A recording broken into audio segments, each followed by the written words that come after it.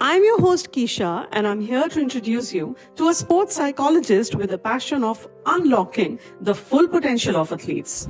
She has helped them overcome obstacles and reach new heights. She has actually changed the performance goals of many athletes and made them successful in life. Let's welcome our celebrity guest, Priya Vrindha, on our show, Sip with Stars. So welcome Priya Vrindha on our show Sipwithstars, and I'm so glad that you've taken out your precious time for us today. Thank you so much, ma'am. I think it's a pleasure being here. Thank you. Yeah, so before we start, I would like you to tell us, our audience, something about yourself, how you started your journey, and was it already in your mind to be a sports psychologist? So, I started off being a national level athlete. I've actually been born into a family which comes from athletes, national players. So we had that in our, family ecosystem, to talk about sports. Like every day on our dining discussions, we used to talk about sports and, what the nation is doing and how are you progressing. So it was always something instilled in me that I want to do something when it comes to the sports fraternity. Okay, if we talk about your family background, who all plays sports in your family? So my mother, she was an international judo player back in her time. She had represented India for Asian Championships, and she was, I think, an undefeatable champion for like 10-12 years as long as she was playing. Then my dad was a rifle shooter. He was a national level rifle shooter. My grandfather was into rifle shooting and in volleyball. So actively a heavy influence, and then these people ended up going into sports administration. So that's where I was always born and brought up with the love and passion for sports, like a deep love and passion. I started playing lawn tennis, and then I eventually went for national levels. And I very closely observed all the athletes, how they were just practicing really well, how they were amazing in practices. But when it came to competitions, they were not able to give their best performance. So when I dealt with quite a few injuries, I had like about 4 injuries in 3 years. So when that happened for me, I understood like probably the sports and active athlete is not my calling. And when I reflected on it, how can I contribute back to this field? I understood that mind plays the most important role.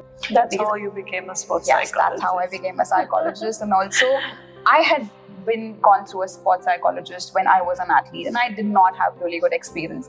So I felt like this is the most important field, whereas there are not practitioners who understand the athletes, the way the athletes would love for them to, the kind of way they would love to be trained. So I felt if I could contribute in this way, and the journey's got. So you wanted to capture the nerve of the sport. Yes, absolutely. Wonderful. What should go inside an athlete's mind when he is performing any sport? So as process-oriented the athlete can be, ideally. So what happens is, if we're focusing on the outcome, like I want to win, or I have to win, or I have to let's say prove a point to someone, we're also somewhere subconsciously putting in pressure in our mind. So ideal a mindset is when we're just immersed in the present moment, 100% just focused here and thinking about just enjoying and giving our best performance. So an ideal mindset while competing would be there in that moment, enjoy, have fun, and focus on making it your best performance. So with that, you're not putting in any additional pressure, and you're just in that moment and you're just embracing and going all out. So this way, an athlete ends up performing their best. Yeah, we understand the pressure, the kind of pressure they must be having. Suppose an athlete who's just, ready to run 100 meters. Suppose the mindset at that time is really pressure. I believe mind training was never given so much of importance in Indian sports. So what is your say on that if we compare today's scenario with a decade ago? So you're absolutely right. It was not given much, I would rather say any importance earlier. But the times are changing a lot. I won't say talk about a long time back, but even if 6 years back, when I decided I want to be a sports psychologist about 7.5 years back, everybody around me was like, why would you do that to yourself? There's absolutely no scope, and what would a sports psychologist do in our nation? So that was all the feedback that I was getting from, let's say my acquaintances, from people that I had competed with. They were like, why would you want to do this to yourself? Think about doing something else. Yeah, I've seen that people are more focused on their physical training and other trainings or equipments, but nobody talks about mental training. Absolutely. Back then, though, definitely for sure. But I had this very strong vision in my mind that, this is the field that needs the importance, because this is the deal. This is a deal breaker. Everything goes from mind. Exactly. The reason why somebody is winning technically, physically ke alawa, the main focus of spotlight is on the mind. So I had a very strong feeling that, this is going to work out, and yes, this is going to. So like from the last 2-3 years, the nation has been focusing a lot on the mindset, because also the champions are coming out and they're talking about their mental struggles. Yeah. So when a champion does it, that also gives hope to motivation to the others. Absolutely. Yeah. And when they're openly talking about their journey, how they've been dealing with their mental issues, and how they're working with their therapist. Yeah. So that is where the athlete is like, what, even I want to work with a therapist? What can they do for me? Yeah. So definitely now the times are changing, but we still have a long way to go ahead. Priya, usually what we have seen is that the sports psychologists work on mindset. Yeah. What is your say on that? I mean, how you train the minds of athletes? Is there any special technique that you apply? So psychology is the study of human mind and behavior, and as a psychologist, we work very closely with the mindset of an athlete, and how it is affecting the behavior. That's what we do. But also, I am a clinical hypnotherapist, so I integrate hypnotherapy with my work, because when we talk about mind has, let's say, conscious and a subconscious mind. So when we do counseling, we're only working with the conscious mind. But all our beliefs, our fears, our anxiety is actually stemming from the subconscious mind. So if I'm only talking to you, we're only doing counseling, we're not going to the subconscious mind. So I understood it very early on that, if we want to have an impactful and a long-lasting change, we need to get to the subconscious. So, for that's where I integrated hypnotherapy in my work. And that has been the real game changer. What is it? Sorry, I'm interrupting, but what is this working on the subconscious mind? I mean, how can you get into a subconscious mind of an athlete? So there are a few techniques where we get to the subconscious mind. So basically, our subconscious mind is awake and it's active while you're sleeping, right? So it's actually active in theta and delta level. So right now when you and I are talking, our conscious mind is talking, right? Yeah. But your subconscious mind has all the memories stored. So let's say when you were 2 months old, you don't have a conscious memory of it, but your subconscious mind knows it. Yeah. And where can we access it? When we are in a very deep, relaxed state. Yeah. That's where our subconscious mind starts becoming active. Mm-hmm. So when we do hypnotherapy, when we do clinical hypnotherapy work, what we do is we get an athlete to a very, very relaxed state. Yeah. There are different modalities how we can get them to that state. And then we start accessing the fear. Where is the fear coming from? Let's say if there was an athlete who got really badly injured while performing, like an activity. So next time when they go on the field, like let's say after a year, they will have fear. You can't counselingly just keep on motivating them, because the fear is coming from subconscious, and your subconscious is what is actually creating that behavior. Yeah. So unless we don't access the subconscious, we will always have all those limiting beliefs and those fears inside of us. So the first thing we do is we get them in a very relaxed state, very deep relaxation, and then we start accessing the subconscious. And the subconscious mind then slowly starts to loosen up, and then it becomes at ease and it let goes of the fear or whatever you want to let go of. It could be a limiting belief. Is it like more of a meditation kind of a thing that they have? No, it's not a meditation. It's a guided work. It's basically like, let's say, very simple, they're lying down and you do like cognitive overloading for them. So that's where your conscious mind starts to go aside, and then you're like, okay, fine, I'm getting tired, in a very sleepy state. And that's where you're like, okay, fine, where is this fear coming from? Let's say, or where is that, if there is a memory of, let's say, an accident which really troubles them again and again.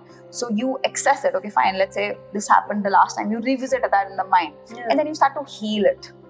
And then you start to recreate a better and a more powerful memory with it. So the next time when they think about that accident, they won't think about exactly the way it happened, but they think in a rephrased and a paraphrased manner that you've created in the session for them. From this, I remember an episode where I saw a relative of mine who met with an accident, or a road accident on a bike. And it's been a year now, but still whenever he drives, he always has that fear in that mind. Okay, I have to go slow, I have to be conscious. He's not able to come out of that. Absolutely. So you think that these kind of people also need that kind of therapy? Absolutely. See, what happens is our body is so smart. We've got a somatic intelligence जो हमारे अंदर रहती है, ठीक है? तो ऐसे cases में क्या होता है कि कोई भी चीज हमारे साथ जो होती है वो हमारे बॉडी के अंदर कैप्चर हो जाती है. So the next time आप ऐसे similar area को भी visit करोगे, your body is going to have the same memory of fear, of trauma, which happens with a lot of athletes. Like there was one time I was working with the pole vaulter. तो वो ऊपर jump करते हुए he fell down and he broke his shoulder. So after a year and a half of physical rehab, जब वो finally compete करने के लिए, practice करने के लिए ready हुआ, तो the moment he was going for his run up, he got that fear and he couldn't take the run-up only. So that's where we started working on the mind.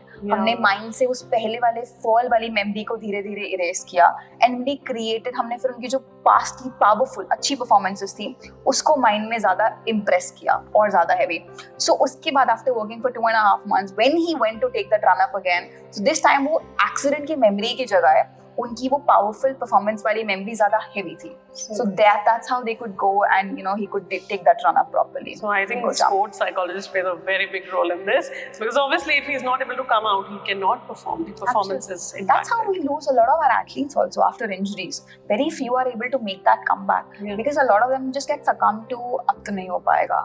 And somewhere even if they're trying, and what we feel is कि मेहनत कैसे करते हैं, technically मेहनत करते हैं, physically बहुत मेहनत करेंगे, बट आपका माइंड जो सब कुछ क्रिएट कर रहा है, जहाँ से वो फियर ओरिजिनेट हो रहा है, हम उस पे काम ही नहीं करते हैं, एंड दैट्स व्हाई हम उतना स्ट्रॉन्ग कमबैक कर ही नहीं पाते हैं.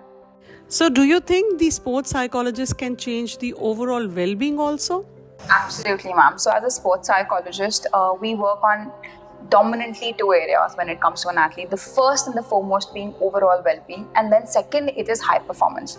So let's say if an athlete is struggling with anxiety, sleeping issues, or let's say a lot of negative thoughts, I can't quickly skip to the high performance part. Firstly, we need to address their overall well-being. So we need to make sure the athlete is in a very stable, calm, a happy state of mind. We want to work on all these anxious issues, all these sleep issues. So the overall well-being is actually our first and foremost priority. Once we've got the overall well-being intact and sorted, that's when we actually start working on the high performance.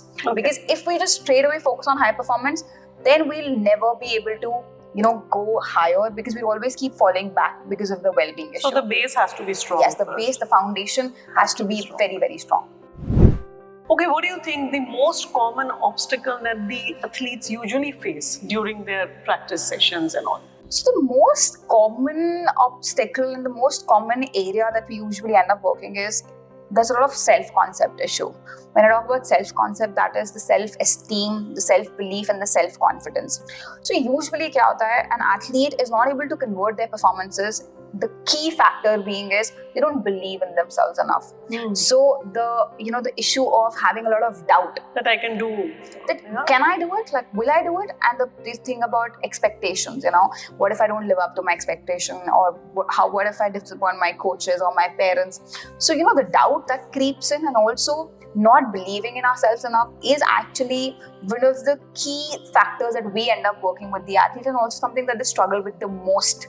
If somebody could just get into a mindset where they believe in themselves enough, if they're taught that, they will at least, if not better, but they'll at least be able to give the performance in the competition as well as they're practicing. Because 90% of the time wahi bhi nahi hota hai. We actually have a lot of issues of performance anxiety. The maximum cases we have of performance anxiety where an athlete is practicing really well, but in the competition they're not able to match their level. The reason being because anxious हो गए हैं, doubt आ गया है, बहुत ज्यादा fear हो गया है, प्रेशर डल गया है कि can I even do it और will I be able to do it. So that's like the main concern that we deal with, and that's like the most common one. Can you share a success story where your work with an athlete led to an improvement in his performance drastically? Okay, they're very interesting. There are actually quite a few, but I'll share one where so recently what happened, there was this one cricketer that I was working with, a very, very hard-working cricketer. I think he'd been playing actively for 12 years. But every time during competition, he would perform really well. But closer to, let's say, the finales or closer to his centuries, when the pressure was the most, he would choke. And obviously we knew that he had it in him where he could just perform and he could take that leap of faith, but somewhere his subconscious mind would keep on pulling him back, and that's where we understood he had worked. The best thing is he'd worked with quite a few psychologists. He's worked with a psychologist from the US also, quite a few in India, and when he came to me, he was just like, I'm just going to leave sport. I mean, this is going to be my last that hope. Was the scenario. That was the thing. He was actually given a feedback, just go to her, like just last, and if you still feel it doesn't work, then his coach said that fine, you can willingly leave the sport, I will not tell you to do it, because he was already performing really well when it came to the domestic circuit. So we had a few sessions, and in the first meeting I knew we don't have to work on his conscious mind because he's fully motivated, he knows everything. And that's where I said, okay, fine, let's do the subconscious reprogramming. That's what we need to do. And we took like about 6-7 of his session about the subconscious reprogramming. And then, he just texted me one day and he said that, I cannot believe what has happened with me, but I have played the best game of my life. And he had made a double century, and, he plays for Canada. They play like the club matches and all there. So he said that, I don't know what happened, but I just knew that my subconscious mind had taken over my body. Wow. And it's like there was absolutely nothing, no voice that was holding me back. Because otherwise, as soon as he would hit like 40, 45 runs, his subconscious mind would be like, what? Ab nahi ho payega, he would start getting a lot of intrusive thoughts. But the best thing about it, because this happened very recently and also just in like 5 sessions. 5 sessions is like in 17 days of us working together. That quickly he was able to mitigate it, But when it talk about success stories, anyone who starts working on their mind, even if it's 2 sessions, they're very quickly able to see results. Sometimes outcomes se pehle unko internally bahut better feel hona shuru ho jata hai. They feel confident? A lot confident. It's just like they start feeling more freer. Yeah. Because you won't believe a lot of athletes, even who are performing for India, let's say in Olympics, in Commonwealth, in Asian, World Championships, they're not really enjoying their game. Mm-hmm. They go there with a pressurized mind. Yeah. They go there with, I have to do this. It's not like I love doing this. Yeah. So imagine, aap itne bade, like that was your dream to play for the Olympics, but you're not enjoying it. So jab aap enjoy hi nahi kar rahe ho, you will never be able to give your best performance. Yeah. So there have been a lot of incidences recently. What we've seen is the athlete, they start loving performing again. For me, that is the biggest success story when they go on the field and they're like, these were the best 4 hours that I've had on the course, or on the field. And you feel so happy for them. I just feel so happy for them because that's why they got into the sports the first time, right? When probably as a 4-5-year-old, they held the racket for the first time. They loved the sport. Yeah. But when they turn 20 and they're representing India, they're like, oh my God, I have to do this. Do I really have to do this? So that's the pressure. So it's like more like a pressure and not like a confidence. Absolutely. Yeah. All the pressure. So there are quite a few because mostly we sign an NDA, it's a non-disclosure agreement, so we can't be very open about, the athletes and all. But there are anyone, I'm not saying just working with me, anyone who chooses to work on their mind is able to see a very quick shift in the way they're performing and most importantly in the way they're feeling. Even if it's failures, they take it with a stride and with every failure, they're also becoming a better version of themselves. Here I would like to ask a question. Do you think that all the athletes or all the sportsmen need a sports psychologist? See ma'am, here, the thing is, I would like you to see sports psychology as working on the mind. And mind is a muscle. So if you ask me, does everybody need a coach? We say, hell yes. Why do we need a coach? Because we're working on the technical skills. If you don't work with the coach, how will you improve technically, right? And the same way, will an athlete have to work with let's say, a strength and conditioning expert? Yes, because working on the mind is very important. You could be doing really well, but to create that edge, that's what Virat Kohli did for, let's say, cricket, right? He created that edge. Before that, we were performing really well in cricket. Yeah. But when Virat came, he showed a way that, if you work on your body, if you work on your, technical with your physical part, you can create that edge when it comes to performance. The same way, if we know that mind is a muscle, do we not have to work on the mental muscle? It is. You can definitely needs a training. It does. Because see, where does consistency come from? We say some athletes are not consistent and they'll go and they'll work harder again. Consistency is not technical, it's not physical, it is mind. So if your mind is consistent, you will end up having a very stable performance. Where does focus come from? Mental training. Where does attention come from? Mental training. Where does handling pressure come from? Mental training. So, we don't have to look at sports psychology as counseling. Yeah. It is actually training the mental muscle. And here another question comes is that do we need this training forever? Or is it just one-time game that you consult a sports psychologist and it's done? So see, if you actually get your hands on a good psychologist, you will understand that it's a long-term process, okay? But the intensity usually does vary. So let's say if there are a few athletes that have been working for the last 3.5-4 years. We started off with just about 6 to 8 sessions where we wanted to work on, let's say somebody had over-anxiety, somebody had performance anxiety, somebody had a lot of low self-esteem. We started off with this. Within 6 sessions, they were able to come out of it. They started feeling very confident. But then they understood if I can feel this confident in this less time, what is the potential that's waiting for me? What are the possibilities that is out there waiting for me? And then they're like, okay, fine, you know what, help me be the best version of myself. Yeah. And that's a never-ending process, because you can start with somebody who's a state level player. You could help them, working on the mind, go to nationals. And after nationals, international is waiting for you. After international, world champion is waiting for you. Yeah. And when you're the world champion, you're like, okay, fine, how can I maintain this? Okay. So if you see it, we need to carry with every level, the load on the mindset becomes, heavier and heavier. So then you always fall back on your mindset. So the stronger, the more resilient it is, the more easier it is for you to actually pace through the struggles. Wonderful. Okay, how do you help athletes handle the high pressure situations like Olympics or World Championships? Firstly, that's extremely exciting. So what happens is, high pressure situation mein, the base is going to be how much does an athlete believe in themselves, okay? So if somebody has a very strong belief in themselves, that will help them to actually, handle the high pressure situation with a lot of calmness. So पहली चीज तो आप उनके belief को strengthen करते हो, which happens with a lot of different techniques, as how is their self-talk, because we're constantly communicating with ourselves. Yeah. On an average, we have about 60,000 to 1 lakh thoughts. So in high pressure situation, usually क्या thoughts रहती हैं, नहीं हो पाएगा, क्या मैं कर पाऊंगी, what if I disappoint everybody around me?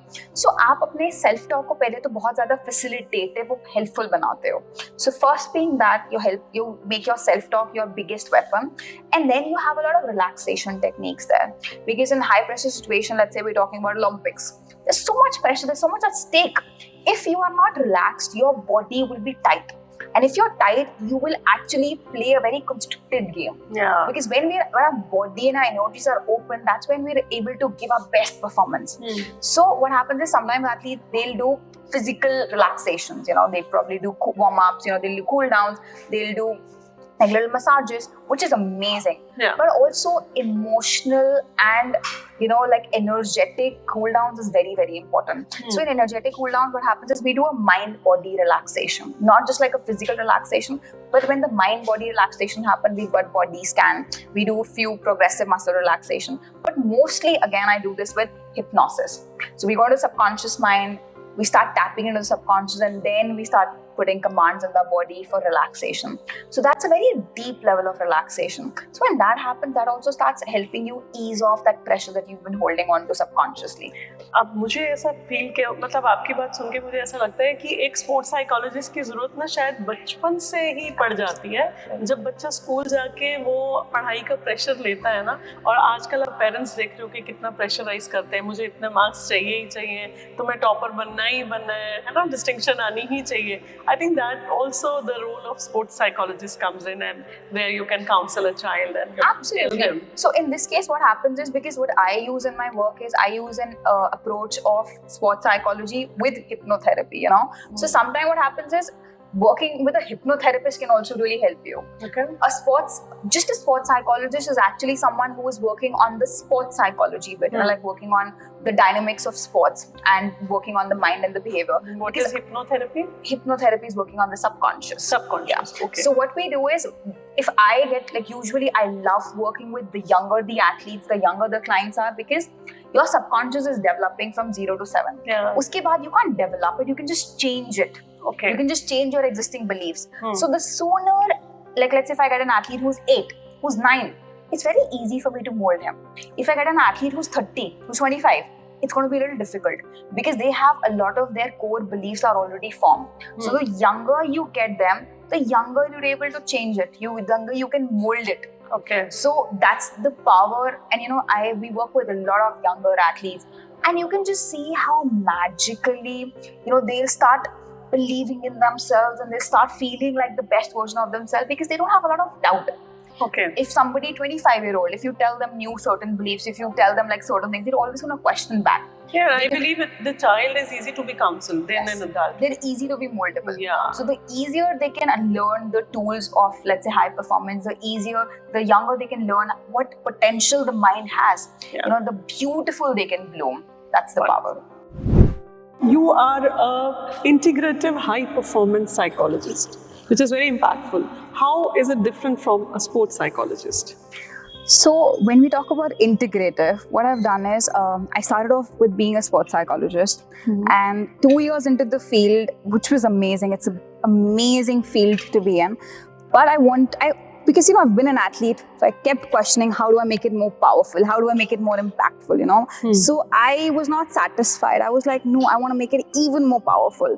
And that's where I came across this entire documentary on Tiger Woods and how he had worked with a hypnotherapist, and he's trained his subconscious mind, how he was very regular with the hypnosis that he used to do. And I kind of started dwelling and reading and understanding more about hypnotherapy, like how is it that, and there are quite a few of other international players जिन्होंने बहुत ज़्यादा अपने subconscious पे काम किया है. So with a little bit of counseling, they did like deep work. So hypnotherapy, they started calling it like the deeper work, like it's unpeeling a lot of our fears, unpeeling our anxieties, and that's where becoming our best version.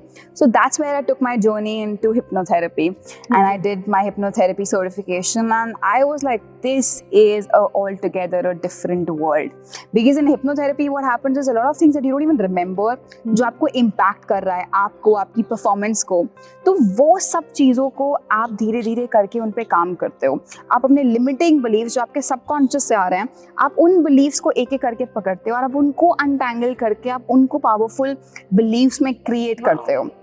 So this is like a very deep work. अगर आप normal counseling की बात करें, conscious work की बात करें, नहीं हो पाएगा.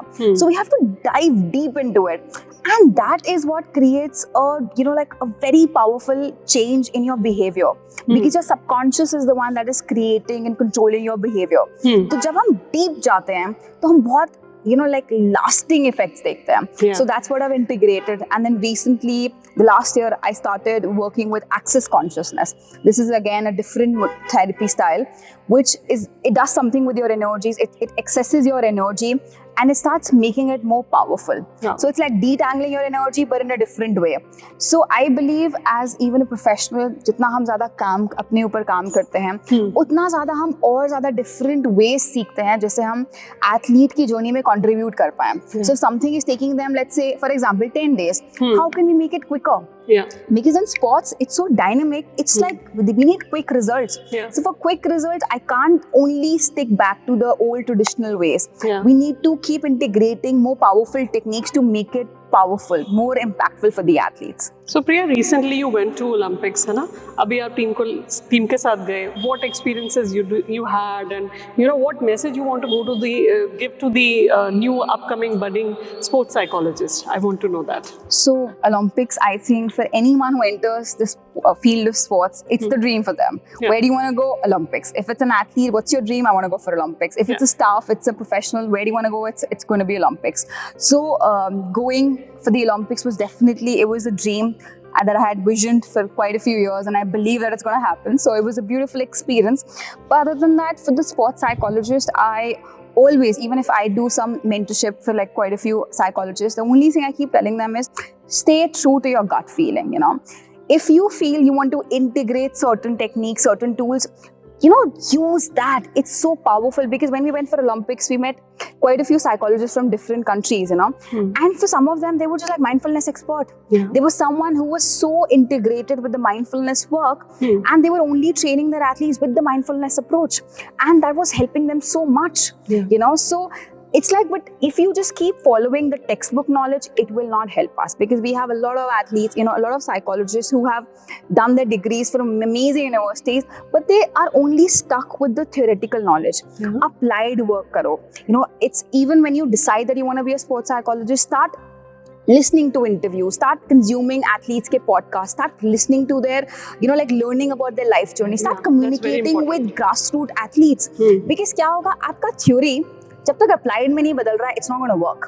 जितना आप अप्लाइड से इन टच हो, उतना ज्यादा आप एथलीट की जर्नी के निटी-ग्रिटी से इन टच हो, and that is where the change actually matters. तो जब तक आप अपनी नॉलेज को कन्वर्ट नहीं कर पा रहे हो अप्लाइड वर्क में, प्रैक्टिकल वर्क में, इंटरवेंशंस में, तब तक उसका ज्यादा फायदा नहीं है. So the one thing I would tell them is just expose yourself to athletes, the world of sport ecosystem. I think it's a complete education. You have to study it also, and you have to be very observant. आपको अपने observation skills बहुत high रखने हैं. You need to observe athletes. If somebody is performing well, what are the factors that are helping them to perform this way? If somebody is choking in pressure, what are the factors? जितना ज़्यादा आप एक learning state में रहोगे, उतना ज़्यादा आप अपने काम को बेटर बना सकते हो. And trust me, no amount of degree, certification, diplomas can make you the best. It's always a journey and you learn till your last breath. Yeah, and I think we always learn from our mistakes. Absolutely. And if they keep watching new people coming in, how they have performed in the past, but they, of course, they have to stay in the present. Yes. That's and one thing that I would want to tell anyone, who's listening, this is growth mindset rakho. When I say there are two types of mindset, one is a fixed mindset, one is a growth mindset. Fixed mindset is something, who would believe that, okay, whatever I have, this is all that I need. Who believes that intelligence is fixed. Growth mindset is, okay, fine, it's a skill. Yeah. Intelligence is a skill. Being best is also a skill. Yeah. So you have to constantly keep learning, how do I becoming better? Yeah. Okay, today I might be good, I might be training the Indian athletes, this and that, but how can I be even better? Yeah. So aapko apna mind jab aap wired rakhte ho about what else is possible, how do I become even better and better, to aapko aur sources milte hain. Yeah. You will bump into people who will teach you something. So this is a journey. And I believe that you would love to work on people who are actually facing these problems of going into the past or going into the future. Absolutely. And not present. So you want to work on those kind of people who are not stable. Absolutely. They are actually our dominant clients are those people only who have these issues. So that's what we say, we're in a state of monkey mind. Yeah. Our mind is like a monkey, it's going to and fro. So we need to make it, so Patanjali ki 5 stages of mind hai. It starts with Vishapta mind, which is unstable, a monkey mind. And the top 2 stages are Ekagrata and that's Niruddha. Yeah. So Ekagrata is where you become so focused with the task that you're doing that you become one with it. Yeah. And Niruddha state is the highest form of state where you get absorbed into the task that you're doing. So if anyone, no matter if they're playing sport or anything that they do in their life, agar wo in those states ko tap kar lete hain, just see what potential is waiting for you. Wow. That's where you see the magic begin. And only a handful of the athletes all over the world are able to tap into these two. और जो कर रहे हैं वही लोग longevity में champions हैं, वही लोग longevity में idols हैं. There is somebody like Novak Djokovic, he's a tennis champion, the legend, also referred as GOAT at times. So he's somebody who talks very openly about the way he's working on his mind. Yeah. कितना deep उसने काम किया है. He's got a therapist, he's got a mind coach, he's got a life coach he works with. Wow. And when you talk to him, now when you listen to his interviews, you'll understand पिछले 15 साल में you'll see his transition, starting from a monkey mind, धीरे-धीरे करके mind stable होता गया. Now his mind has tapped these 2 states. Wow. It's stable. It's at his will. His emotions are at his will. So only if you can see his journey, you can listen to his interview, you will able to gauge, that ये एक mindset training काम करती है. Yeah. उसके technical skills. So he knows how to control his mind. Absolutely, at will. Yeah. And then you come to a stage where you can actually express your emotions at will. And सुनने में बहुत लगता है बहुत fancy है, क्या हो सकता है? Definitely हो सकता है. So ये जो hypnotherapy होती है, I think it is good for anybody who's struggling in life, who's not actually present in the present moment. That's right? Good. It works with relationship, it works with the kids, it works with anybody who's struggling. Any form. So I remember I have my own personal hypnotherapist that I go to. I work on myself. I love to work on myself, because also there is this notion whenever you are doing some high performance course, they always tell you, you could be as successful kitne bhi, but then you need to have a mentor also. You need to go somewhere where you become the best version of yourself. So initially, I worked on a few things that I wanted to work on, but then there came a time there's nothing that I want to work on. But then, how do I become the best version of myself? That's what you start tapping into. Yeah. So when you do hypnotherapy work, it's just a beautiful energy that you work with. And a lot of my clients are non-sports people also. Yeah. I work with, let's say, I usually work with few founders, entrepreneurs, could be housewives also. They also have this thing, I've got these 3 kids, I've got like this entire house that I have to look at, I've got this life that I have, but I'm not happy. Okay, fine. I can't counsel them. They're already, let's say somebody who's 45, they're so wise, they know so many things. I'm not there to counsel them, but yes, I can get on the subconscious mind, break their beliefs, break that fear, where is that coming from, break that sadness, the feeling of I'm not good enough, whatever is it for them, and then create more happiness, create more joy in that core of their being. Yes. Because a lot of time, I have people that come to me, they're like, I know everything, but still I have this issue. So when they know everything, you can't just counsel them for an hour. And they've worked with therapists before. So that's where we do hypnotherapy work. That's where we do energy work from them. And they're like, I don't know what's happened, what's changed with them, but I feel happier. Yeah. I feel better. Yeah. And that's how you slowly start seeing changes in your behavior, in your, let's say, the way you're thinking. Yeah. So it just starts with your energy, everything. Wonderful. So Priya, recently you were a part of Olympics also, और अगर हम legendary Olympians की बात करें, like Usain Bolt and Michael Phelps, तो इनका mindset कैसा रहता है जिसकी वजह से ये लोग इतने अच्छे level पे हैं आज? So I'm actually really glad आपने सवाल पूछा, because you've named the two most decorated Olympians, Michael Phelps and Usain Bolt. But अगर हम देखें Usain Bolt की body language competitions में Olympic meet से पहले कैसी होती थी? Extremely confident, he was smiling, he was laughing. Even before the sprint, he would sometimes just look at the camera and just this is what he does, he would just be so confident in his body language. But अगर आप यही चीज trace back करो, to his practice days. Practice days में I think it was one of the times एक documentary interview लेने के लिए ESPN had gone back to his village, where he used to practice, and they had to wait for 4.5-5 hours. They were just waiting inside the athletic field. Yeah. But he didn't even look at them.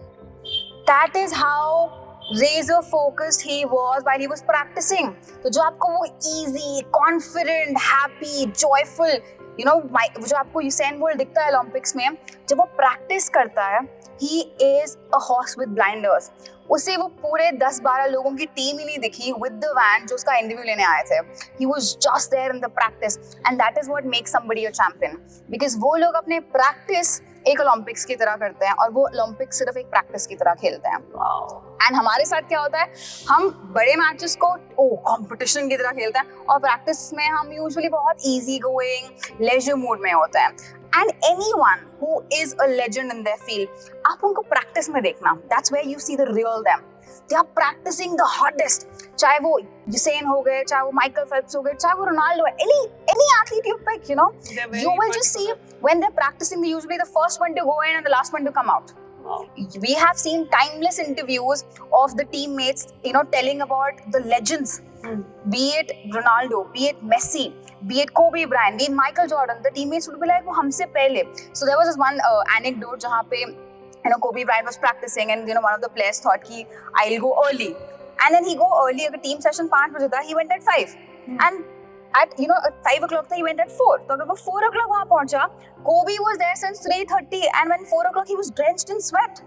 So you see, that's how the way they practice. So much of hard they work. make the practice the competition day. Nothing can bother them. Yes, and तो obviously जब ये लोग Olympics में जाएंगे, they're just gonna play like a normal average practice day. रोज की तरह. Yes, because उनका level of practice वो है. अगर हम माइकल फेल्प्स की बात करें, he's been so vocal about the way he's worked on his mind. He was just 10 when he started working on visualizations. Till the last Olympics, his routine was so standardized. Before going onto the pool, he would just play his standard music for his arousal, and he would do a deep visualization for an hour, 45 minutes. So that is where the stability and the consistency in the performance comes in. Yeah. Because he knows what all it takes for him to, create that best performance or to break those world records. So उसी ने खुद create करा है. That can happen with an amalgamation जहाँ पे आप अपनी technical, physical को अपने best mindset के साथ मिलाते हो. So that's how these people do it. I have also learned from this because I'm also an artist, and I personally feel that when we are home, we are at ease and we are practicing, everything goes so well. Yes. But when we are performing on the stage, our mindset is something different. Absolutely. But if we adapt that habit of that everything is okay, everything is just like every day, so the performance will definitely it will just flow through you. You don't have to try. Sometimes, you'll see there are these very learned people, experts, and they'll just say, you don't have to do anything, just be. Yeah. Just be yourself. I remember at the Olympics, there was one of these coaches who just told the athlete, just be. It's like, what do I do? What do I do? Like, just be. Just be That's yourself. it. You have done enough in your practice. And I think calmness plays the biggest role. When you just be, your body knows exactly what it has to do and it'll just flow. But what happens is performance downfall kahan se aata when you try to do something. Wow. So only if we can learn how to trust our abilities, to trust our own self and just be there on the platform, the magic is going to flow. We're not going to try to do anything. We'll just be. Amazing, amazing, lovely. So Priya, I want to understand one thing. Suppose a child is very soft-minded and very relaxed, मतलब hyperactive नहीं है, लेकिन वो एक ऐसा sport choose करता है या उसे choose करवाया जाता है जो उसके behavior के बिल्कुल opposite है, like a kickboxing or aggressive kind of a sport, जिसको हम aggressive कह सकते हैं, kickboxing, boxing, कोई भी ऐसा sport, तो उस बच्चे का behavior उस sports के लिए कैसा रहता है? And is it okay to do that? So now if it starts with his liking, बहुत सारे ऐसे बच्चे होते हैं जो बहुत काम हैं, बहुत ज़्यादा let's say relax usual state में रहते हैं, यू नो, एंड उनको बहुत अच्छा लगता है लेट्स से बॉक्सिंग, उनको कोई भी कॉम्बैट स्पोर्ट बहुत अच्छा लगता है. सो विलिंगनेस है for sure, it's perfectly fine, because what we need to understand is boxing के लिए आपको बहुत ज्यादा हाइपर एक्टिव होना जरूरी नहीं है. There are a lot of our national athletes, national players who are very calm in their usual personality. आपको बॉक्सिंग के लिए हाई अराउजल की जरूरत है. Arousal is something that can be trained, that can be worked upon. Okay. So usually if somebody, let's say, is hyperactive, then they will be able to channelize their energy into boxing, which will be great for them because बहुत high energy, बहुत high intensity sport है, which is good. But also if somebody really enjoys boxing and is a very calm person otherwise, so there are a lot of high arousal techniques that will help them to regulate their arousal level. So what you need to understand is arousal is my psychological and physiological activation in my body. So a very low arousal is a coma state. A very high arousal is somebody who's like very, aggravated, agitated, बहुत ज़्यादा. तो बिल्कुल boxing is a little high arousal sport. जहाँ पे chess है, archery है, shooting है, वो low arousal sport है. अगर कोई बहुत ज़्यादा let's say overactive इंसान है, लेकिन उसको आर्चरी पसंद है, उसको शूटिंग पसंद है, उसको जेन्युइनली बहुत पसंद है, तो ऐसे केसेस में बहुत ज्यादा लो अराउजल की रेगुलेशन टेक्निक्स होती हैं जो आपके माइंड को बहुत ज्यादा काम करती हैं. Because arousal is something that you can face. Sometimes you will see कभी कभी आपका अराउजल बहुत हाई होता है, कभी कभी आपका अराउजल बहुत लो होता है.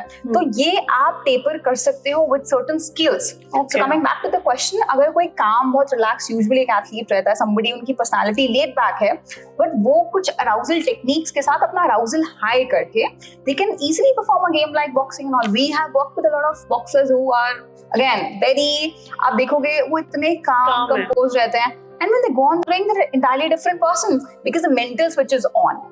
तो वो on off करना train करना सीखना पड़ेगा. The sports psychologist plays a big role. They usually do, but a lot of times क्या होता है कि जो पास में बहुत सीनियर्स भी उनके रहे हैं, तो they have also learned a lot of things from their experience. तो वो लोग अपने वे से उनको बताते हैं अपने experiences से कि ऐसे switch on और switch off हो जाता है. But with a psychologist, with a high performance psychologist, you can definitely work and learn how to switch it on and switch it off quickly. That's nice. Okay, I want to know, what is the future of a sports psychologist in India now at present? So I will say the future and also the present looks very, very bright. As compared to previously? Previously, yes. And also I think previously, if I talk about when I also started, though at that time people thought the future was not very bright, but sometimes if you really want to do something with your heart, you see it as bright as you can. So back in those days, अगर एकदम initially बहुत ज़्यादा opportunities नहीं थी, but somehow I felt like it was amazing things were happening for us. Sometimes you can also see that. So anybody, I will say, get into this field or get into any field, not because it seems bright or dull, but because you really enjoy it. Because any psychologist, any therapist, the work at times can get really heavy also. So if you don't enjoy what you do, it's going to be very taxing for you. So if you're very passionate about sports, if you're very passionate about working on the mind, because you have to be very empathetic, बहुत होगा, आपको बहुत non-judgment practice करनी पड़ेगी, and sometimes it's going to drain the best of your energy also. So if you have that willingness, and if working for someone, the service gives you joy, take this field hands-on, yes. And with that, if I have to talk to professionally as a career, the future as well as the present is extremely bright because बहुत ज़्यादा opportunities lined up हैं. Now every organization, every team is wanting to have a sports psychologist that they want to work with, And now a lot of young parents are also becoming very aware about it. तो वो बच्चों को बहुत initially psychologist के पास डालते हैं. तो कभी कभी क्या हो रहा है, फील्ड बहुत ज्यादा आपको प्रोवाइड कर पा रही है, बट आप कितना उसको एनकैश कर पाते हो, that depends on how committed you are to this process. And I think any game can grab you. It's not that you have to focus on one game. No, absolutely. And I think initially आप जितना dynamic रहते हो, जितना ज़्यादा various games के साथ काम करते हो, and eventually you can probably find one or two niches that you would want to work on. But जितना आप starting में अपने आप को general रखोगे, आप बहुत कुछ सीखते हो. अगर आप सिर्फ एक sports को अपने आप को limit रखोगे, तो आपकी learning भी कहीं ना कहीं impact होगी. So initially start work with a lot of athletes across different sporting disciplines, and then you can capture something that Because more or less the mindset remains the same. That you have to train their mind. The mindset remains the same. What changes is the arousal level changes, the focus level changes. Yes. Different games have different situational factors, so those keeps changing. But अगर आपका foundation बहुत strong है, तो आप वो उसको adjust कर सकते हो. Okay, now a very important question that comes to my mind is impact of social media on the athletes these days. How do you feel that? I mean, will they think that if they're not active on the social media, nobody will recognize them? They want to balance their lifestyle with social media and what they are doing in game. What say you have to? So this is, I think, the question of the hour, because इतनी ज़्यादा dependency हो गई है social media पे, बहुत ज़्यादा. But having said that, it has its own beautiful pros, but it has its own very dreadful cons as well, you know. So social media के लिए एक limit के बाद जाके आपका पूरा account, आपका सब कुछ एक team handle करती है. अगर हम let's say international level के athletes की बात करें या national level पे आप अच्छा perform करते हो, then you get like a proper management if you're sponsored by a few of these organizations, you know. तो आपको अगर लग रहा है कि कोई एथलीट, लेट्स से रोनाल्डो है या हमारे इंडिया के जो बहुत सक्सेसफुल एथलीट्स हैं, कि वो ही अपना अकाउंट चलाते हैं, तो नहीं, उनकी पूरी मैनेजमेंट चलाती है, यू नो, दैट इज. तो वो बहुत अच्छे से उस चीज को अपने आप को ना वहां से डिअटैच करके अपने सिर्फ प्रोसेस पे काम कर सकते हैं बहुत easily. But having said that, you know, क्या होता है कि काफी टाइम इनिशियली एथलीट्स को लगता है जितना ज्यादा हम सोशल मीडिया पे एक्टिव रहेंगे उतना हमें लोग जानेंगे. बट यूजुअली क्या होता है, आप काम अपना, like I believe in this thing, you can work so hard on yourself and then people will chase you if your work is that powerful. So you don't really have to go to social media and capture people's attention through that, if that is the, you know, something that you're focusing on. You would actually just invest that time on yourself. Exactly. Because if your work is so good, we have quite a few successful people who are not on social media, and their work doesn't get affected. Because when your work is so good, people are going to find you. They're going to make sure that they call you for events, they call you for sponsorship. So start, you know, it's like you are the biggest investment. So just keep investing on yourself and not like put your energies out there. But having said that, you know, हम एक बहुत beautiful सा balance create कर सकते हैं. When I talk about balance, social media is not completely bad. अगर हम उसको लिमिट में यूज करें, सो हम अपने ऑफ सीजन्स में सोशल मीडिया को like we can set a time. मतलब ऐसा नहीं होना चाहिए कि टाइम लिमिट कहीं पे भी जा रही है, it's all over the place. You know, athletes, high performers, एक डिसिप्लिन उनका एक सबसे बड़ा स्ट्रेंथ रहता है.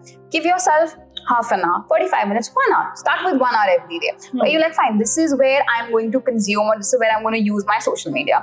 And with time, आप उसको कम कर सकते हो. जब आप अपने seasons में होते हो, तब आप अपने time को और कम कर सकते हो. But having a routine, having a commitment to yourself is very important. And also, see, social media, going back to the fact it's not all bad, आप क्या consume कर रहे हो बहुत important है. There are quite a few of our athletes जो क्या करते हैं, वो podcast सुनते हैं और athletes के, वो interview सुनते हैं athletes. That's very important. That's amazing. That is, it's an artificial environment जो आप अपने around create कर रहे हो. Let's say I'm in a place where everybody around me is probably not as connected I am to my own self. So in that case, you can use Spotify, you can use YouTube, you can use a lot of podcasts, you can see certain things on Instagram, which will enhance your mindset, which will enhance the quality of your life. Our podcast is going to help them so much. Absolutely, for sure. So आपका consumption किस चीज में वो matter कर रहा है और कितना है वो matter कर रहा है. Exactly. तो अपने आप को एक awareness develop करो, self awareness, कि आपके दिन में अगर एक 10 एनर्जी है तो आप कहाँ अपनी एनर्जीज डाल रहे हो, and that will help you to manage your energy really well. True. So that is more important. Where are you spending your energy? You just spoke about seasons, so I want to know what is a mindset. How do you change the mindset of athletes during their off seasons or seasons? So what we do is when you have your off season is where you load. There's a lot of loading that happens. तो आप physical loading करते हो, आप technically बहुत skills पे काम करते हो, तो उस समय हम mental cognitive loading भी बहुत करते हैं, where we are pushing the mental muscles. अगर हमें बहुत ज्यादा कॉग्निटिव ट्रेनिंग करनी है, अगर हमें उनके माइंडसेट को ट्रेन करना है, उनके टेंशन मसल्स को ट्रेन करना है, तो हम बहुत ज्यादा हाई प्रेशर स्टिमुलेशन के साथ उनके टेंशन स्पैन को ट्रेन करेंगे, उनके डिस्ट्रैक्शन कंट्रोल को ट्रेन करेंगे, उनके कंसंट्रेशन मसल्स को ट्रेन करेंगे. We could like do a lot of hypnosis session for them, to channelise for them to be the best version. तो off season is all about like loading the mind, like putting it into higher pressure situations through subconscious reprogramming, through visualization, different variation. When the season comes, then it is time for you to just be. not doing anything super extra, not working on your, like emotional regulation. It's just like time for you to just showcase whatever you have loaded from there. तो वो time के लिए हम relaxation techniques, हम mindfulness techniques पे आ जाते हैं. तो on season की techniques बहुत ज़्यादा push के जगह बहुत ज़्यादा maintain करने की रहती है. फिर off season में आगे हम और push करते हैं, फिर हम ऑन सीजन में उसको मेंटेन करते हैं. ऑफ में आपको पुश करना है अपने माइंड को, आपको बेटर बनना है, आपको 30% जितना भी आप बेटर कर सकते हो, आप वो गोल्स बना के आप अपने आप को पुश करते हो, और ऑन सीजन में आप सिर्फ उसको मेंटेन करते हो. Wonderful. Okay Priya, I have seen that athlete की लाइफ में ना एक स्टेज आती है जहाँ पे उसको लगता है कि उसकी ग्रोथ ना स्टेगनेंट हो गई है. He is hit a plateau. Now either he has to give up the game और he has to do something extraordinary. At that time, what do you suggest he has to do? मतलब वो बड़ा aggressive हो गया है और मतलब he does not want to play. He's just going for the competitions. Just that he has to play in a competition, but there is no goal fixed कि next level क्या है. उस time पे उसको क्या करना चाहिए? So see, plateau is where the importance to work on your mind, the importance to reflect on your past performances, take your confidence from those performances and move beyond is very, very important. So if it's just a plateau, if you've just hit a phase where you're not been able to convert your performances and सबसे उसमें common आपको symptoms क्या दिखेंगे, joy जो आपको मिलता है competition में वो एकदम खत्म हो जाता है, and you're just like competing because वो autopilot पे है. तो उस time पे अपने माइंड में सबसे पहले जॉय क्रिएट करना वापस सबसे ज्यादा इंपॉर्टेंट होता है. So when we are probably going on the field, what was it felt like for the first time when we started playing that sport, creating that joy again. So when in ऐसे burnout stages में तो हमारा जो पूरा process होता है काम करने का वो बहुत ज़्यादा intensive होता है, because इस time पे the athlete is like completely on it on, like he's like अब नहीं हो पा रहा है, बहुत ज़्यादा disappointment हो गई है. तो वहाँ पे हम थोड़ा ease और joy create करना शुरू करते हैं अपने mind में. We start with very few relaxation mental processes. It could be we do certain centering breath works before every time they go and practice, creating joy in our mind and body, and then starting to go for practice, making very small incremental marginal gains in every session, giving ourselves processes. Usually plateau आता है जब हमें outcome में कुछ नहीं दिखता है, हमारी जो अप्रोच होती है बहुत ज़्यादा आउटकम ओरिएंटेड हो जाती है, हम इसलिए डिसअपॉइंटेड होते हैं. हमें अपनी अप्रोच को प्रोसेस में लेके आना है. प्रोसेस इज, अगर मैं 4 घंटे प्रैक्टिस कर रहा हूँ, so I have this one goal today कि today I am gonna focus on enjoying my game. What does it feel like to enjoy my game? So we do that. Probably we could do a breathing technique for them. We do 2 exhales and we remind ourselves, I'm having fun today. That's my priority. So depending on different game, depending on what is the exact issue that the athlete is going, तो हम उनको बहुत ज़्यादा process में लेके आते हैं. Process is being in the moment, mindful, being in the moment and just embracing and having fun. धीरे धीरे करके when they start enjoying their game again, उनकी performance, उनका outcome better होना शुरू हो जाता है. So that is one of the most starting phase where we start working with the plateau. The first thing is getting the joy back. Joy back आने के बाद then we start reflecting the game. Okay, fine. Why is it the first place we started hitting the plateau? What was not working for us? When we reflect and we start working on those small issues, then we add hypnosis for performance enhancement. Okay. एक ही चीज होती है. But यहीं पे कभी-कभी साथ में क्या होता है, एथलीट का एक लॉन्ग टर्म प्लेटो आ जाता है, फिर जहाँ पे उनको लगता है कि अब रिटायर करना है हमें. Exactly. And एक एथलीट के लिए रिटायर करना बहुत मुश्किल होता है, because let's say if somebody is now 28 and now they want to retire, but they were 4 when they got into the sport. 24 years of their life has all been about sports. तो identity beyond sport कुछ नहीं है. तो वहाँ पे आप उनको उनकी values से वापस integrate करते हो. What are the values? What means to them? So we make this thing where sports is a beautiful part of your life, but it is not your life. A lot of people say, oh, sports is my life, So is it really just everything that your life is about? तो वहाँ पे आप उनको ना sports के beyond दिखाते हो, and you start making sports a most beautiful memory in their mind, and also something that they have learned so much from, and that has holds such a special place. Because usually लोग जब retire करते हैं ना, उनके sports के साथ last में memories बहुत ज़्यादा nasty हो जाती हैं, because they're not able to perform their best. So you keep your amazing good memories, and you can see how in your life that's coming ahead, you can contribute. And you can take those memories and move forward. For a lot of people, that could be, giving back to the sports. in different way that they do. So a lot of they time can be a good coach to other people. They can be a good coach. A lot of times they start being mentors. A lot of people they come into analysis. Up to sports में बहुत चीजें हैं. Like there could be somebody who has a businessman, who is doing something rich, but वो अपने passion के लिए, because उनके लिए sports छोड़ना बहुत difficult था, वो कुछ weekly activities कर सकते हैं. या काफी बार क्या होता है जब athlete retire करते हैं, like आज के बाद I'm never going to touch this bat. No, that's not right. So when we see, I have had beautiful memories with my game for 14 years, and now fine, if I'm not playing this beyond, we keep the good memories on our mind. We keep the lessons from the bad memories in our mind. We move ahead with our life, and then maybe for passion, we can play like once in a week, twice in a week. We can mentor some grassroots athletes, or we could do something in sports जिससे हम अपने field से बहुत ज़्यादा connected feel करते हैं. Because ये ना possible नहीं है expect करना कि आप एक चीज को इतने साल करो और फिर उसको एकदम से detach छोड़ दो, जो usually हम करने का सोचते हैं.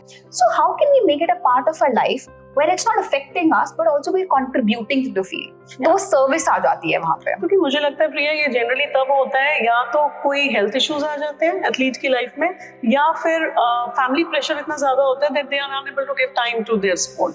This is usually what happens. Otherwise तो और कोई reason हो नहीं सकता. Otherwise we just we grow older. We grow older. Age के बाद हर sport का एक age factor रहता है ना, तो उसके बाद energy goes down. A lot of other issues come in. So we're not able to compete professionally at our best. But then also see, being aware, and that's where when you're working, let's say if you have a very good support system, firstly, that's a key when it comes to these things. When an athlete is retiring, who are the people he falls back on? Having a very stable, very strong support system, because उस time पे athletes के बहुत ज़्यादा emotions आते हैं, तो वो अच्छे से express कर पाए उन लोगों को, तो आधा time वो ease off होता है. अगर आपके पास वो चीज़ है, and then you understand that there is an identity beyond this. Something, again, being optimistic in life, something beautiful could be probably waiting for you. तो ये वाले phases ना आपको आपके transition में बहुत ज़्यादा help करते हैं. And also, if ever that is the case probably that you're facing, then speaking to someone about it, speaking to a professional about it, will help you ease your journey and make that transition a lot easier. True. I think that's wonderful. जो athletes अभी तक मतलब हार मान के जो बैठ चुके हैं, अभी आगे कुछ life नहीं है, you can learn from the lessons that Priya has just given us. Okay, Priya, how do you manage things at your workplace and your family? Sometimes आप तो खुद ही एक स्पोर्ट्स साइकोलॉजिस्ट हो, तो कई बार ऐसा हुआ होगा कि आप वर्क प्लेस पे हो but something is constantly troubling you, कि कहीं पे दिमाग है कि पता नहीं ये पीछे क्या हुआ होगा in the family, something is happening. So how do you control your emotions at that given point? So ma'am, it's actually a very nice question that you asked, and इसमें ना बहुत ज़्यादा एक साइकोलॉजिस्ट के, एक प्रोफेशनल के खुद के मेंटल स्टेबिलिटी का क्वेश्चन आ जाता है. And somewhere, because I had a very long journey in sports and I understood, I started working on my mind very early on. Even before I became a sports psychologist, I was already working on my mind. I started doing a lot of mindfulness activation, started working with hypnotherapist. So it might sound a little fancy right now, but it doesn't happen to me anymore. And initially ऐसा होता था कि work life balance का एक beautiful सा balance create करने में time लगता है, and things would bother you. But at this stage, I feel because वो इतना ज़्यादा, I've started working on my mindset, on my whenever you are, like if I'm taking a session, I'm absolutely mindful in that level. So I think that's a very important question, even for all the upcoming and aspiring psychologists and sports psychologists, because ये work life balance का एक issue बहुत ज़्यादा रहता है. Because sometimes what happens is हमारे sessions बहुत ज़्यादा energetically, mentally heavy रहते हैं. So a lot of times, a lot of psychologists, they take away that load and they go back home. This is something that I was taught very initially by my mentors, and very initially, only before I started working, that it's very important for you to switch off and you have to switch on. Okay. So I started creating in my own ways very powerful switching on and switch off techniques. So when my switch off technique initially back in those days was a very powerful anchoring breath work that I would do. Every time I would reach my office, I would perform that 5 to 10 minutes of activation where it was like, that has gone and I'm 100% here. And then before every session, I started doing few anchoring techniques. Like so for example, sometimes we have back-to-back sessions. एक बहुत intensive session के बाद अब आपका एक और intensive session है. So I do a few anchoring techniques where I'm like, I anchor myself, center myself back into the present moment. And it's like now 100% just here. So using triggers, because see, it's very important for you to practice what you preach. I am training athletes about mindfulness. And if I'm not mindful, my work is not going to be very effective. Because athletes will only learn from you and only absorb as much as your energy is also giving them. So if they feel that you mean what you talk about, they're going to really come back more and they will value what you tell them a lot more. So with the techniques that I preach to my athletes, I apply them firstly in myself. And I would like to say something about it कि ये I think हर एक इंसान के साथ हो रहा है कि अगर आप ऑफिस पहुंचे हो लेकिन आपका दिमाग घर पे है, something wrong is happening at your place and you are not stable at your workplace. So obviously you're not going to give your 100% at workplace also, and everybody will come and ask you something has happened, तेरा mood ठीक नहीं है. This is usually happening. तो मुझे लगता है कि कहीं ना कहीं हर इंसान को ये करना बहुत जरूरी है, that you have to control your mind. Absolutely. And see, बहुत simple techniques, एक छोटी सी चीज होती है बड़ा फोन. हम किसी से 5 मिनट की इंटरेक्शन कर रहे हैं, keeping our phone on notifications completely off, silent पे करके. If you can, don't give them half an hour, just give them 10 minutes. But when you're there for 10 minutes, be absolutely mindful about it. Look at them in the eye, and then that's how you start building your mindfulness muscle. And that's how you are just 100% immersed there. Usually क्या हो रहा है, हम किसी से बात कर रहे हैं और इतनी बार हमारी नोटिफिकेशन आ रही है, constantly looking at the phone. So see, ये बहुत छोटे-छोटे टेंशन किलर्स हैं. प्रिया, यहाँ पे I would say कि relationships भी बहुत मैटर करते हैं, क्योंकि एक हस्बैंड जो घर पे आया, उसकी वाइफ एक्सपेक्ट कर रही है कि पूरे दिन की बातें अब वो अपने हस्बैंड के साथ बैठ के करेगी. But what is husband doing? He's looking at his phone, the TV is switched on, and one moment here, the other moment here, and then simultaneously he's listening to his wife also. Yes. So what would the wife feel that I'm not paid attention to? So I will just very quickly share a very beautiful example of one of my clients. So I was training their daughter. She's a gymnast, and so the father used to usually get her. And then one fine day, he asked a similar thing. I'm a IT professional and I work, and usually when I go back home, I just have complaints from my wife, though she's a beautiful and a very nice soul. But then, we have a lot of fights because I don't have time for her. So what we started doing was, before he would enter his house, back in his car, he would do a few relaxation techniques, and I introduced a few, like let's say body scans to him, like visualization, a little relaxation techniques. On his drive, it was a 25 minutes drive, where his driver would drive and he would sit back. I told him, sort of like, watching something on social media, just do this mental relaxation so that you're using this 25 minutes to switch off from your intensive work and switch on to your family that's been waiting for you the entire day. Yeah. So with that time, what happened is when he would reach home, he would be a lot more fresher. Wow. He was not carrying that load from the office. And then when he was there, unki wife ko thoda sa explain kiya, give me 1 hour, give me just time to like freshen up. And from after 1 hour, when we sit in the dining table, I'm going to give you absolute, right now, not more than, but like 1.5 hours where I'm 100% just listening to you. So they didn't have any phone, wife did not have a phone, the kids did not have phone, husband did not, they were not watching TV, they were just discussing. And then he said that 1.5 hours, 90 minutes, change the trajectory of their relationship. Wow. See, quality time, quantity नहीं matter कर रहा है. आप 15 minutes दो किसी को, but आप 15 minutes अपना phone side करके look them in the eye lock, heart to heart, just start having these conversations. आप देखोगे quality matter करती है quantity से ज़्यादा. And ये आपके relationships का, आपके खुद की bond का इतना ज़्यादा quality improve करती है. So these are very small habits. Yeah, so again, I would say social media is a bomb, but social media is triggering people's lifestyle. I think social media is the biggest blessing. Yeah. But you should know when to keep your phone on an airplane mode. Yes. That's all. It's very simple. It's usually in the airplane only. Yes, that is a very nice one. अगर कोई ये practice कर ले कि I am consuming social media at my will, 1 hour, 1.5 hours, और इसमें I'm just consuming social media. I'm not thinking about my work. आप देखोगे धीरे धीरे करके आपको बाकी पूरा दिन इतना सा लाइट फील होना शुरू कर देगा. And this is actually a technique that I've observed from the most successful people. They always have their phone on airplane mode. They do because they know कि if something is super important, they're going to check their phone and it's going to reach them. Yeah. So it's like wherever you are, 100% immersed there, and that improves your quality in whatever you're doing. And I think I have learned a lot from this, because actually this impacts your lifestyle. This will certainly improve if we follow this. For sure, ma'am. For sure. Wonderful. So we are almost going to close, but I have a quick question for you. Priya Vrindha, एक बहुत ही unique name है. ये नाम कैसे पड़ा और क्या कहानी है इसके पीछे? So my name actually mythologically it means Lord Vishnu. So it's pronounced as Priya Vrindha. So if you अगर आप इसको देखें डिटेल में तो Priya is something that's sweet. And Vrinda is Tulsi. So what is Priya or what is beloved to Tulsi is Lord Vishnu. Wow. So that's how this name was emerged. And my mother was very sure if she has a daughter, because my mom is very spiritual, she's a lot into religion. So she had learned this term and she had it very clear. If I have a daughter, I'm going to name her Priya Vrindha, Wow, which that's means so Lord beautiful. Vishnu. That's so beautiful. Okay, Priya, last but not the least, I'm going to have a quick fire question around for you, and you will get 5 seconds to answer each question of mine. Okay. Yeah? Now So pressure you is on ready? me. Yes. Okay. What's your favorite me time? I think a good massage. I love foot massages. Oh. So I just have foot massage, head massage. Okay. Absolutely love it. Who's your biggest supporter? My mom. Oh my God, she's a rock. Yeah. Your favorite movie?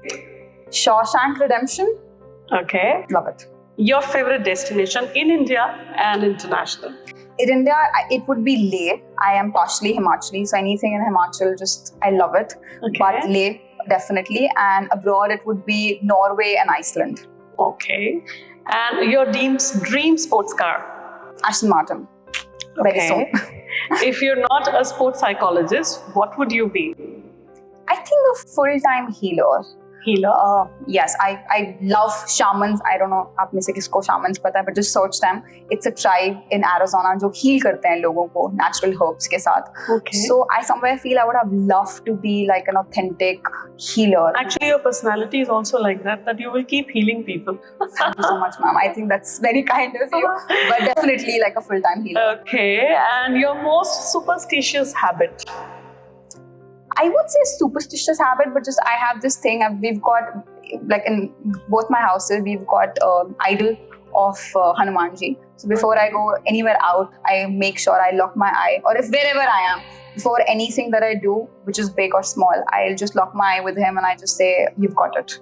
Oh. So I leave it to you. I surrender. But and that's I say, a belief in the God. That's not superstitious. So I'm not superstitious at all. You're not superstitious. But then still, that's a habit that I have. I think it's good not to be superstitious. Yeah. Okay. Have you ever fallen in love? Yeah, for sure. Yeah. Okay. That's wonderful. I think it was a lovely, lovely session with you, and I think we learned a lot. Our sports people learned a lot, and I think ये podcast बहुत important है. अपनी family के साथ share कीजिए, अपने sportsman friends के साथ इसे शेयर कीजिए, because I think they are going to grab a lot of things out of it. And we really thank you for being with us in Sipwithstars. और जाते जाते एक बहुत इम्पोर्टेंट सवाल, आपको पता था कि आप Sipwithstars में आने वाले हो? मैम पता था, मेरी सर से काफी टाइम से इस बारे में बात चल रही थी. एक्चुअली हम ओलंपिक से पहले कोशिश कर रहे थे, पर हमारा शेड्यूल मैच नहीं हो पा रहा था. Actually firstly, I want to say thank you so much for having me here. Thank you, sir. And also, one thing is, you are such a warm host. It was lovely. I think हमें पता ही नहीं चला time कहाँ चला गया. Exactly. And the warmth that you have, your energy, it was so easy to have this conversation, and the time just flew by. And I think it's a wonderful initiative जो आप लोगों ने शुरू किया, because it's the awareness. And हम better तब बन पाएंगे पहले हम अवेयर होते हैं. So this is something that we always preach. आप जितना जागरूक बनते हो, and you know your medium is so beautiful. It's like a service that you are giving back.